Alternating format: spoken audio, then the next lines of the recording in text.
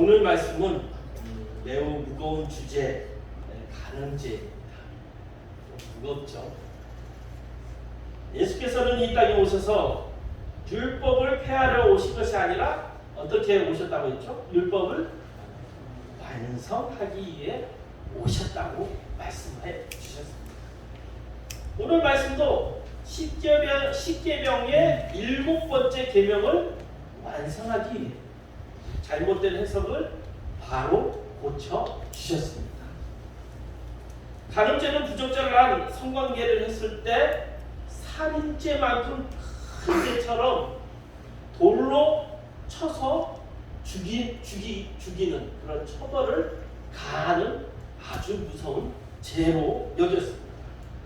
그런데 예수님은 직접적으로 간음뿐만 아니라 마음으로 음욕을 푸는 것 또한 간음이다 라고 하셨어요. 즉 겉으로 드러나는 행위뿐만 아니라 마음의 죄까지도 심판의 대상이 된다는 것입니다. 여러분 어떻습니까? 이 말을 들으면 예수 믿는 것이 너무너무 어렵지 않습니까? 어떻게 마음의 죄까지 잡으라고 합니까? 근데 이것을 잡지 않으면 죄가 골맞은다. 실은 어제요 땀을 물 쏘듯이 한 2번 정도 했어요. 공사를 어제 늦게까지 하니까 아침에는 또 에어컨 기사 온다 해서 에어컨 2개를 다 뜯어가지고 깨끗하게 청소하면서 저 에어컨 있잖아요. 저 큰 에어컨. 저 에어컨 속에 제가 3년 전인가 청소했을 때도 그때도 냄새가 막 나가지고 몇 시간을 청소한 적이 있어요. 근데 이번에도 딱 열어봤더니 찐득찐득한 거에 온갖 곤충들이 다 죽어요. 그러니까 그거 닦아내는 것이 그냥 안 닦아져요.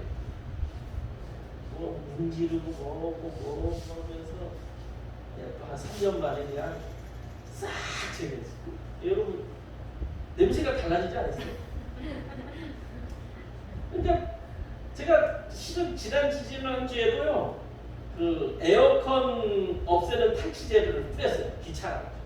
저건 알고 있거든요.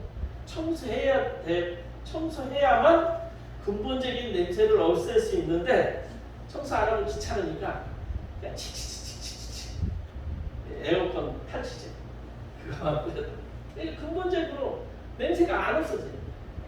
근데 어저께 그걸 찐득찐득한 거 온갖 곤충들이 딱 달라붙은 거 다 제거했더니 여러분 보십시오. 냄새가 확 나죠. 이 마음의 죄라는 것이 바로 이런 거예요. 근본적인 마음의 죄를 없애지 않고 겉으로만 거룩한 척 했다고 그러니까 죄가 없어지는 것이 아니라는 거예요. 그래서 예수님께서는 마음속의 죄까지 근본적으로 없애야만이 진정한 온전한 믿음의 백성이 될 것이다. 참 어렵지만 일단은 그것을 깨끗하게 크게 정리하면 참 좋더라. 저 에어컨의 냄새죠. 실은 요거 안 했어요. 이것도 날 잡아서 해야 돼요. 아마 열어보면 제가 3년 전에 이것도 거의 비슷하더라고요. 저것만큼 나갔는데 필터랑 뭐랑 온갖 오물이야. 정리해야 돼. 오늘 말씀을 통해서 여러분의 마음속의 죄에 대한 해답을 찾으시길 바랍니다. 제가 해답까지는 인도할 수 있지만 해답을 찾고 해결하는 것은 누가 해야 되죠? 여러분. 이것이 성숙으로 가는 과정이 될 줄 믿습니다. 자, 첫 번째, 겉보다 마음의 중요성에 대해서 말씀을 전하고자 합니다. 예수께서는 이 땅에 오셔서 율법의 본래 의도는 사라지고 단지 행위에만 치중하고 있는 것을 비판하셨습니다. 예수께서는 겉과 달리 속이 다르다면 온전한 신앙인의 모습이라 할 수 없고 그것은 속임이고 거짓이라 하였어요. 믿음의 성숙 과정에서 가장 큰 방해물은 우리의 이중적인 모습입니다. 위선과 외식하는 자들은 우리 주님을 가장 싫어하십니다. 왜냐하면 겉은 거룩한 척하지만 속은 마귀의 자녀들이기 때문에. 그래서 우리 주님은 그런 위선자들을 특별히 사두개인과 바리새인들을 향하여 독사의 자식들아, 다른 말로 마귀의 자식들아 하고 심하게 욕하였던 것입니다. 그들은 어떻게 하냐 하면 예수님의 제자들을 비판하는데 손을 씻지 않고 먹는 것 갖고 비판을 합니다. 그래서 예수님은 어떻게 얘기하냐면 마태복음 15장 18절에 보면 입에서 나오는 것들은 마음에서 나오는 것이니 이것이야말로 사람을 더럽게 하느니라. 너희들의 말 속에 나온 그 의도가 더 더럽게 하는 것이다. 먹는 손이 더러운 것을 먹었다고 우리 몸이 더러워지는 것이 아니라 마음속에 더러움을 가지고 비판하려고 하는 그런 마음가짐이 더러운 것이라는 거예요. 사랑하는 성도 여러분, 우리 예수님은 겉과 속이 일치하는 성도들을 좋아하십니다. 그리고 겉과 속이 일치하기를 주님의 백성들이 되길 바라신다. 그러므로 우리는 마음을 잘 다스려야 합니다. 왜냐하면 마음으로부터 나오는 것들을 마음으로 나오는 것들이 우리를 더럽게 하기 때문입니다. 그래서 우리는 마음을 지키고자 하는데 그 과정에서 심각한 내적 갈등이 일어납니다. 안 그렇습니까? 바울도 이 문제로 심한 내적 갈등을 겪었어요. 로마서 7장 22절부터 24절에 보면 이렇게 표현하고 있습니다. 내 속사람으로는 하나님의 법을 즐거워하되 내 지체에는 한 다른 법, 내 마음의 법과 싸워 내 지체 속에 있는 죄의 법으로 나를 사로잡는 것을 보는도다. 죄의 법이 나를 사로잡는 거예요. 한쪽으로는 하나님의 법을, 한쪽으로는 죄의 법으로 우리가 최고로 존경하는 바울 자신도 내적인 이런 갈등을 겪고 있어요. 그러면서 나는 공부한 사람이다. 나는 어쩔 수 없이 인간이다라는 인간. 사망의 몸에서 누가 나를 건져내라. 바울도 평생 지고 가야 된다는 것을 알았다는 거예요. 우리 죽을 때까지요 내적인 갈등이 계속 일어날 것입니다. 마음속에 죄를 우리는 항상 안 지을 수가 없어요. 지을 수밖에 없어요. 저도 그래요. 교회에서 뭐 열심히 하는데 뭐 아무도 인정 안 해주면 한편으로는 화가 날 때도 있고 야속하기도 하고. 지금 공사가 계속 일어나잖아요.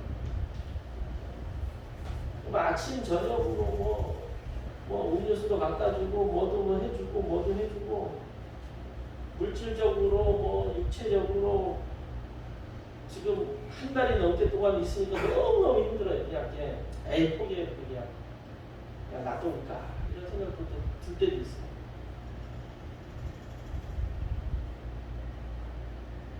계속 싸우는 거예요. 신앙생활의 내적인 싸움은 계속해서 반복됩니다. 그러나 우리 힘으로 이 문제를 완전히 극복할 수 없어요. 그래서 성령님의 도우심입니다.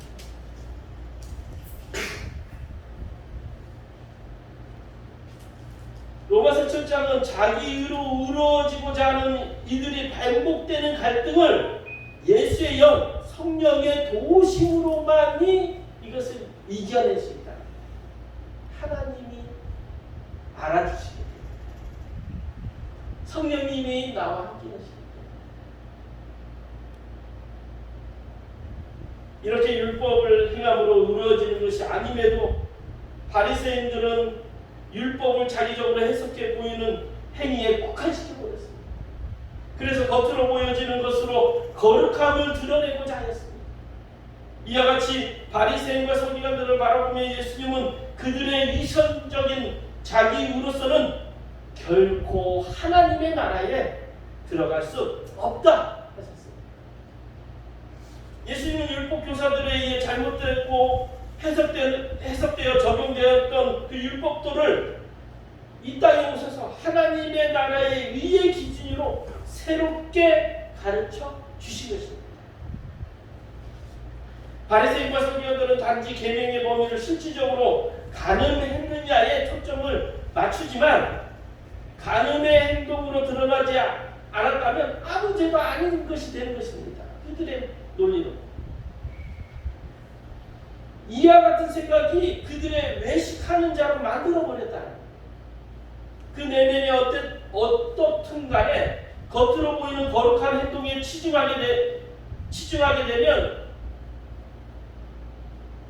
그냥 이 하나님이 주신 십계명의 칠계명을 육체적 가늠행위의 차원적으로 격화시켜 버리는 것이 된다는 거예요.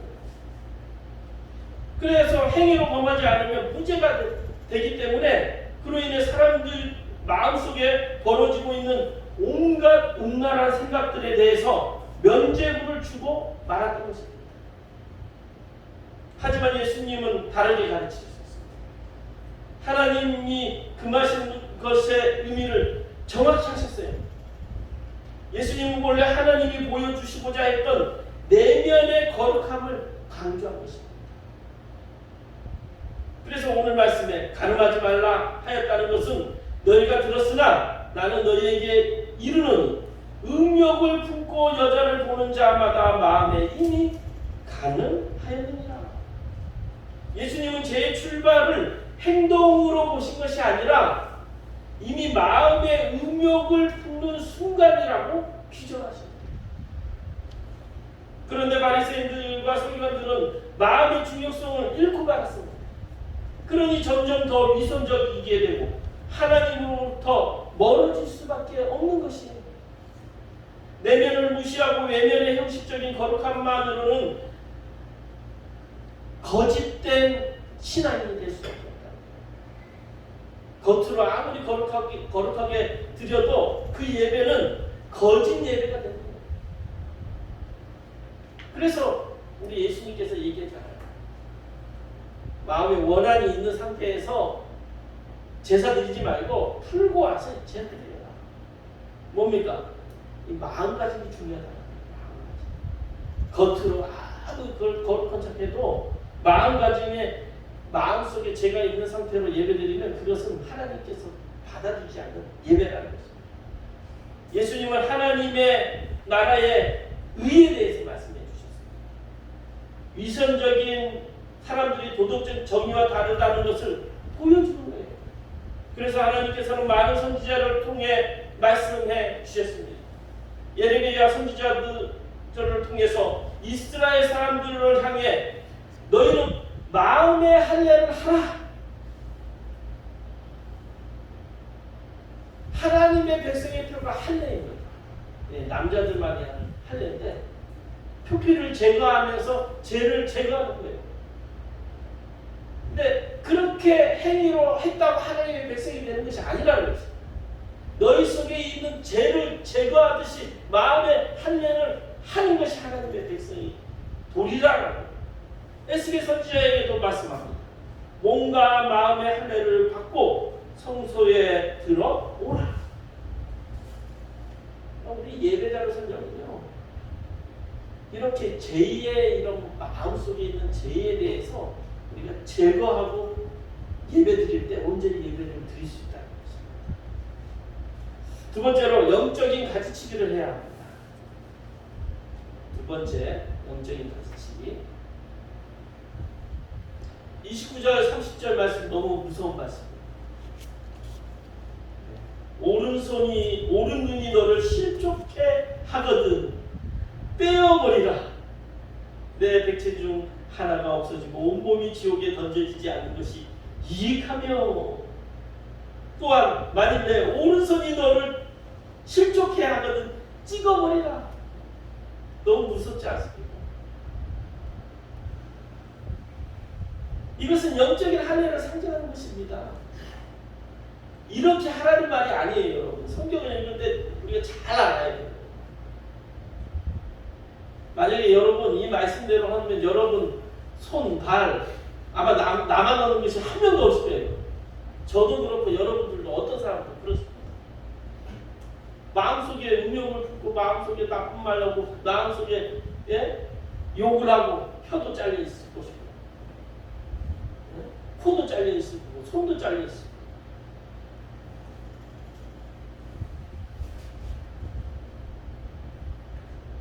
하려는 내가 의지하는 것들을 잘라내는 것으로 우리의 옛사람을 죽이는 것부터 시작되는 것입니다. 자기 부인의 단계를 거치지 않고서는 어떤 것도 넘어질 수 없습니다. 예수님과 연합이 불가능하다. 그래서 오늘 말씀은 예수님 우리 죄를 범하게 하는 오른손과 눈을 잘라내고 빼어내라는 것도 문자적 명령이 아니라 엄격한 자기 부인을 말씀하시는 거예요. 여기서 말하는 의도를 잘 우리가 생각해야 돼요.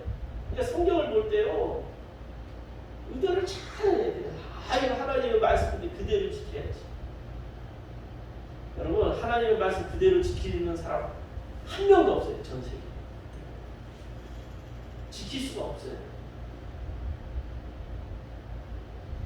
옛사람의 지배에 있던 것을 잘라내고 새로운 피조물로서 하나님의 말씀에 순종하는 종이 되라는 것입니다. 중요한 것은 마음의 생각입니다.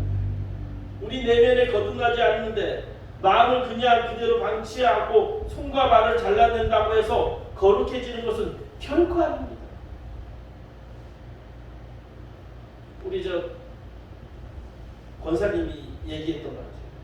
서귀포에 도박 중독이 있는 아저씨를 알고 있는데 그 사람이 그냥 다 막으니까 그 사람 스스로 결국 손가락을 다 잘랐어요. 저는 잘 모르는데 아시는 분들이 있을 거예요. 들었어요. 근데 나중에 어떻게 했는지 아세요? 그 사람이 도박을 끊었을까요? 안 끊었을까요? 그 손가락 다 잘랐어요. 손가락이 없는 상태에서 이걸로 갖고 한대요. 저는 들은 얘기입니다. 서귀포에 사는 사람 우리 교인 중에 아는 분입니다. 손가락을 잘랐다고 도박을 끊을 수 있는 것이 아니라는 거예요. 실제적으로 예수님의 말씀을 문자적으로 받아들여 신체를 잘라내는 극단적인 사람들도 있습니다. 이집트에 가도요, 그 사람을 성인으로 모십니다. 진짜로 눈을 음욕을 푸는 눈 때문에 눈을 찔러가지고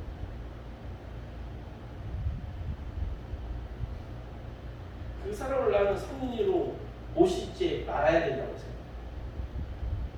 과연 그 사람이 눈 찔렀다고 성인으로 살았을까?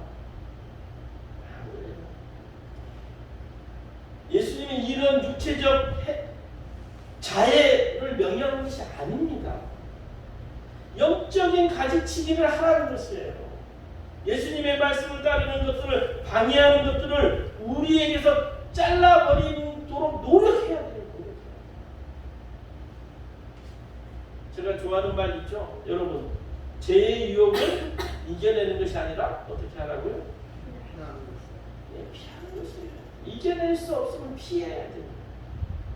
근데 피하기가 너무 이겨낼 수가 없어요. 솔직히.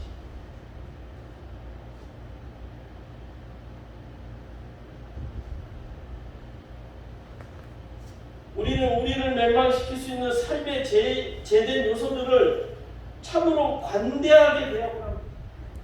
이 악순환의 고리를 끊고 우리를 그리스도로부터 멀리하는 유혹, 습관, 활동, 관계 등을 과감히 제해해야 합니다. 그래서 사도 바울도 십자가의 자신을 날마다 못 받고 예수 그리스도와 함께 죽는다 하셨습니다. 십자가를 날마다 못 박는다는 것이 뭡니까? 죄에 대해서 매일매일 회개한다는 말이에요.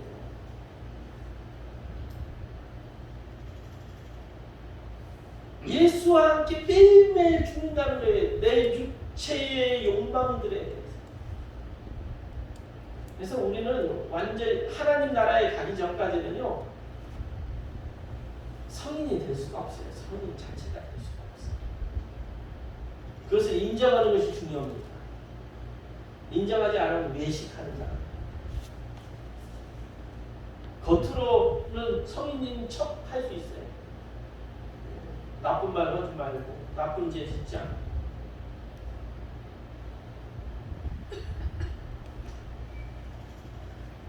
그러기에 일상의 죄의 빌미를 주기보다는 매 순간 우리에게서 죄를 끊어버리는 노력을 해야 돼요. 끊어내지 않고 육신대로 살면 결국 죄로 인해 우리가 죽습니다. 하지만 영으로서 몸의 행실을 죽이며 사는 것입니다. 그래서 로마서 8장 13절에는 너희가 육신대로 살면 반드시 죽을 것이로 영으로서 몸의 행실을 죽이며 살리니,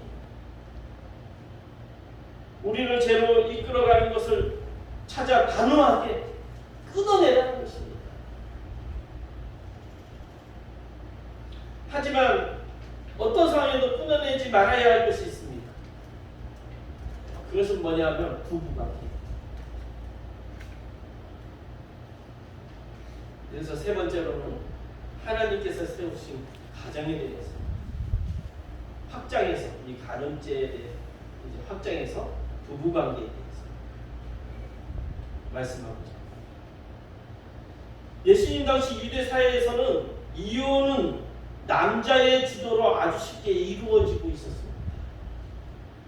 그래서 신명기 24장 1절에 보면 사람이 아내를 맞이하여 데려온 후에 그에게 수치되는 일이 있음을 발견하고 그를 기뻐하지 아니하면 이혼 증서를 써서 그의 손에 주고 그를 자기 집에서 내보낼 것이요. 이 말씀에 따르면 수치스러운 일이 발견됐을 때에 라는 말이 있습니다. 이런 조건에서 이혼하는 경우 이혼 증서를 주고 갈라서라고 하셨지만 실은 이것이 이혼을 하라는 것이 아닙니다. 그런데 이 조건이 예수님 당시 시대에 와서 확대하여서 해석되었는데 이혼 증서를 주기만 하면 너도 나도 이혼을 쉽게 할 수 있도록 만들어버렸습니다. 그래서 어떤 일이 있냐면요, 여자들이, 이 부인이 음식을 태우잖아요. 결국 이혼 사유. 나 요즘에는 저도 며칠 전에 음식을 한번 태운 적이 있습니다. 이 이혼 사유. 근데 그것이 여자들의 일을 나타냈어요. 남자들은 아니고. 이런 일이 이스라엘 사회에 하나님의 말씀을 자기 편리한 대로 악용한 사례 가운데 하나인 것입니다.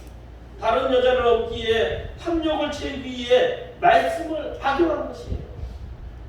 우리가 흠을 잡으려고 하면 흠 잡지 못한 사람이 세상에 어디 있겠습니까? 여러분, 흠 잡으려면 다 있어요. 그러니까 모든 사람이 이혼 사유가 되는 거예요. 예수님은 이와 같은 행동을 강력하게 막아섰습니다. 오늘 말씀에 보면 또 이르시되 누구든지 아내를 버리려거든 이혼 증서를 줄 것이라 하였으나 나는 너희에게 이르노니 누구든지 음행한 이유 없이 아내를 버리면 이는 그로 가늠하게 하며 또 누구든지 버림받은 여자에게 장가드는 자도 가늠함이니라. 얼핏 들으면 특정한 경우에 이혼을 허락하는 것처럼 들을 수 있습니다. 하지만 이것은 예수님께서 오히려 다른 목적을 들여서 이혼하는 것을 금하기 위한 수단으로 말씀하신 것이에요. 레위기 20장 10절에 하나님 가늠한 자는 반드시 죽이라고 명령하셨어요. 그러니 예수님께서 말씀하신 그 상황에 자기 아내를 버리고 할 상황이 아니라는 것입니다. 예수님을 한 번 맺은 혼인관계는 어떤 이유든지 깰 수 없다는 것을 보여주고자 하신 것입니다. 그래서 예수님은 이혼에 대해 더욱 강력하게 말씀하십니다. 마태복음 19장 6절에 우리 결혼식 때 꼭 이 말을 하죠. 하나님이 짝지어 주신 것을 사람이 나누지 못할지니라. 그렇지만 그 당시나 오늘날 이혼은 정말 쉽게 이루어지고 있어요. 물론 이혼이 불가피할 때도 있습니다. 하지만 하나님이 세우신 가정을 깨는 일이야말로 다분히 탐욕적인 경우들이 더욱 많다는 것입니다. 그러니까 이혼원자는 무조건 정죄하라는 말이 아니에요. 정말 안 될 사람들이 있잖아요. 그것이 뭐 한두 개 있습니까?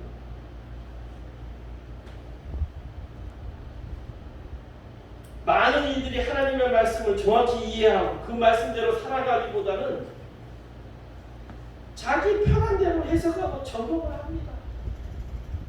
그러면서 자신들이 신앙생활을 잘하고 있다고 여깁니다. 이것이 철저하게 자기 착각에 빠진 우리들의 모습일 수 있습니다.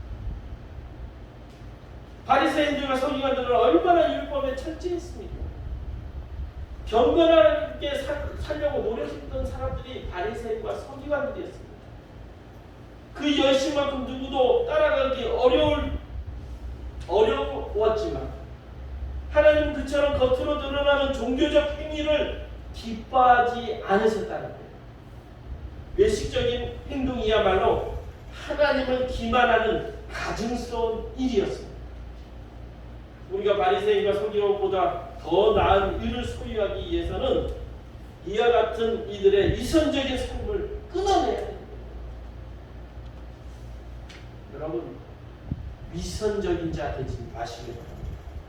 하나님이 가장 싫어하시는 것이 위선자예요. 겉과 속이다. 이건 위선자들의 특징, 너무 거룩한 척하는 사람들이에요. 여러분 조심해야 돼요. 기도 열심히 하는 척하는 사람들 조심해야 돼요. 자기의 의를 드러내려고 하는 사람들 정말 조심해야 돼요. 제가 아는 목사님은요, 정말 의로운 척하면서요, 어떤 일이 있었냐면 자기의 신장을 기증했어요.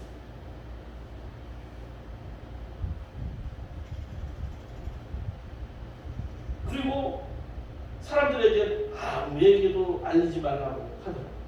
저에게도 장모님 앞에서 아무 얘기도 하지 말고 그냥 휴가 2주 내라고 하더라고요. 그래서 저는 그 목사님 말씀 잘 받들고 아무 얘기도 얘기 안 했어요. 휴가가 그쵸. 근데 목사님이 불러가지고, 야, 전도사야, 너 바보냐? 아무 얘기도 말하지 말라는 그 뜻 이해 못하겠어? 신문에도 나오고 어디 나오고 벽에 막 붙여야 돼. 아무 얘기도 하지 말라고 해서 난 순종했네. 근데 그 목사님이 나중에 뭐 때문에 쫓겨나지 않대요.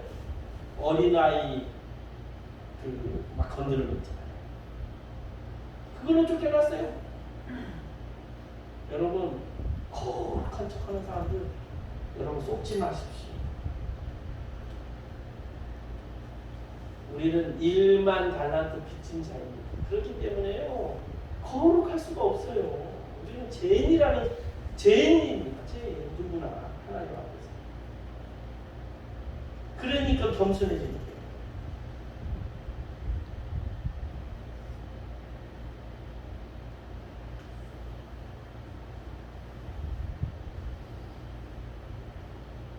예수님은 분명 말씀했습니다. 한 지체를 잃어버리고 불구인 채로 하나님 나라에 들어가는 것이 온전한 몸으로 이끌고 지옥으로 가는 것보다 낫다고 말씀했습니다. 여기에서 이성적인 것을 얘기합니다. 이성적인 것을. 이성적인 태도로 일관하여 세상 속에서 은근히 묻혀 세상에 즐기면서 살아간다면 결탁 하나님 나라에 들어갈 수 없는 거예요.